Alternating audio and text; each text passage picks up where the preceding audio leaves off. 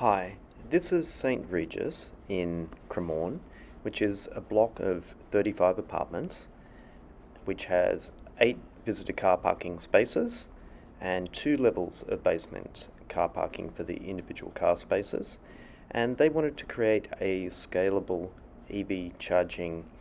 infrastructure, but just start with 2 shared EV charge points in the visitor car parking, but do that in a way that didn't immediately need Wi-Fi to be set up, but was able to provide cost recovery for charging in the visitor spots, and also in a way that it was scalable to a future-proofed EV charging solution where at a later point in time all lot owners could install their own EV charge point.